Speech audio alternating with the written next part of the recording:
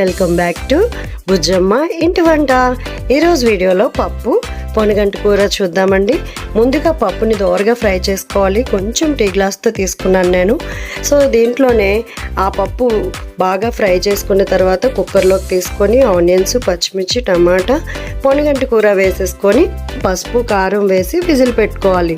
మరి ఈ విజిల్స్ ఒక 5 విజిల్స్ తర్వాత పప్పు అంతా ఉడికిపోతుంది. చక్కగా పప్పు గుత్తుతో మెదిపేసుకోవాలి.